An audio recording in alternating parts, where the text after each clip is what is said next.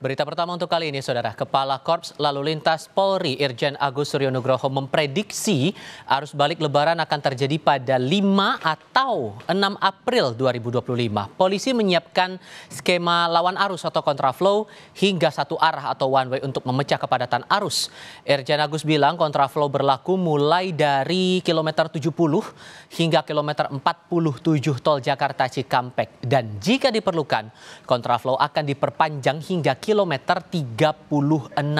Namun jika terjadi lonjakan jumlah kendaraan pada 3 April akan diterapkan one way mulai dari kilometer 188 Palimanan hingga gerbang tol Cikampek Utama.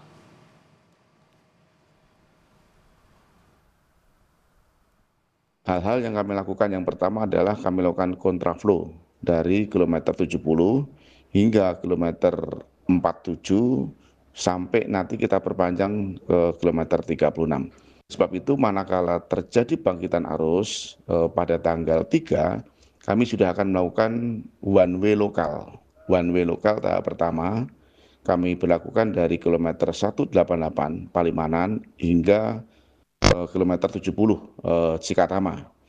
Apabila di tanggal 4 masih ada bangkitan yang cukup deras dari arah timur yang menuju Jakarta, kami akan berlakukan kontraflow tahap 2 dari kilometer 246 hingga 188. Manakala masih terjadi bangkitan, tanggal 5 akan kita perpanjang lagi one way dari mungkin dari Batang termasuk juga barangkali dari 414. Di sisi lain, untuk mengantisipasi arus balik Lebaran, Jasa Marga menyiapkan jalur fungsional di tol Jakarta Cikampek 2 Selatan.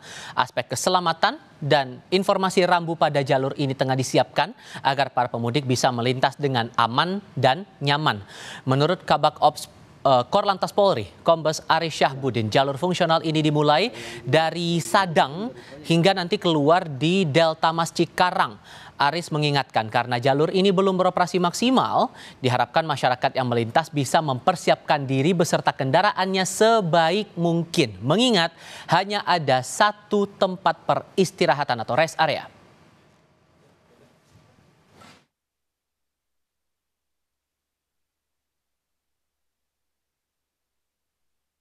Ada satu tempat istirahat, ya satu tempat istirahat di situ, tapi namanya tol fungsional tidak maksimal. Kita harapkan untuk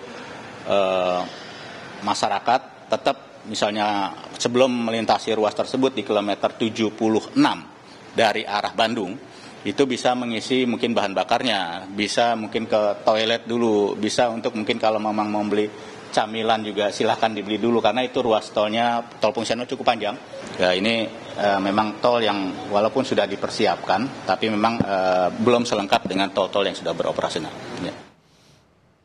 Jalur fungsional Jakarta Cikampek 2 Selatan segmen Sadang Bojong Mangu membentang sepanjang 31,25 km.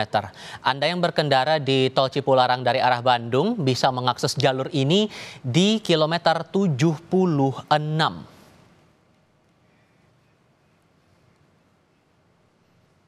Dan lebih jelas lagi soal jalur fungsional tol Japek 2 Selatan ini kita akan tanyakan langsung kepada jurnalis Kompas TV Adi Wahadi yang saat ini posisinya berada di gerbang tol Kutanegara. Soal jalur tol fungsional ini, Adi, sesungguhnya hal apa yang wajib dipersiapkan oleh pengguna jalan dan titik mana saja yang rasanya krusial dan harus hati-hati melintasi jalur fungsional ini?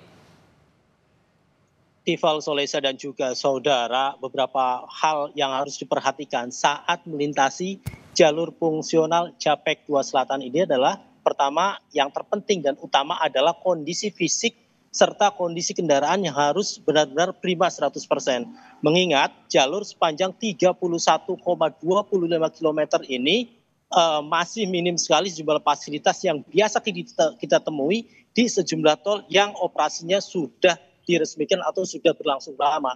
Beberapa hal juga disiapkan oleh pihak pengelola tol Japek 2 Selatan ini, salah satunya membuat rest area darurat yang dilengkapi dengan sejumlah fasilitas seperti SPBU modular yang disiapkan, kemudian juga ada sejumlah flagman yang dipasang di sepanjang jalur Japek 2 Selatan ini. Tifal dan juga saudara, selain itu hal-hal yang harus diperhatikan adalah kondisi konsentrasi para pemudik atau pengendara yang melintasi jalur ini.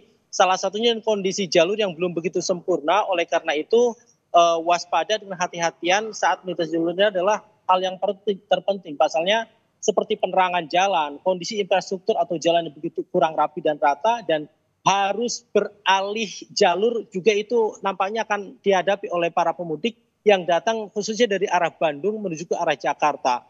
Tifel dan juga saudara, barusan kami juga mendapatkan informasi untuk memberikan rasa nyaman dan keamanan sepanjang menggunakan jalur fungsional Japek 2 Selatan ini. Pihak kepolisian dari Polres Karawang telah mengerahkan ratusan personilnya untuk kemudian ditempatkan di hampir setiap 500 titik, ditempatkan salah seorang anggota kepolisian untuk bisa mengawal kemudian mengarahkan para pemudik yang menggunakan jalur ini. Dan saat ini kondisinya hujan di jalur Japek 2 Selatan ini, oleh karena itu kewaspadaan kehati-hatian perlu ditingkatkan.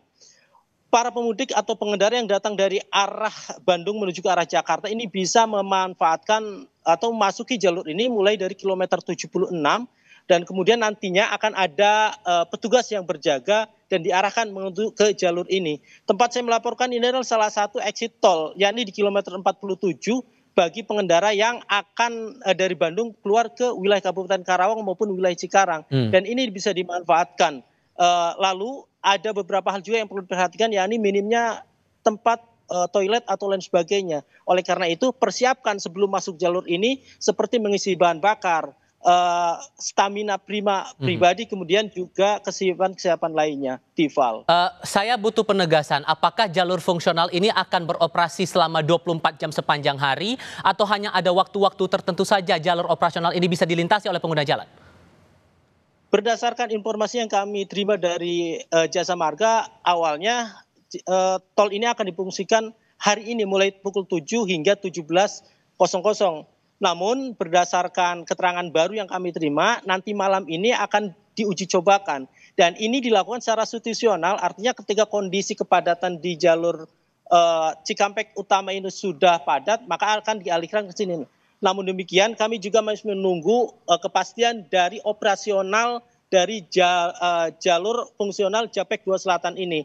Oleh karena itu kami juga terus mengupdate segala informasi yang akan diberikan oleh pihak pengelola agar kemudian kami informasikan juga kepada masyarakat atau warga yang akan menggunakan jalur tol Japek 2 Selatan ini. Tifal. Kuncinya tampaknya adalah harus tetap mengikuti arahan dari petugas yang berjaga di jalur tol. Adi Wahadi, terima kasih.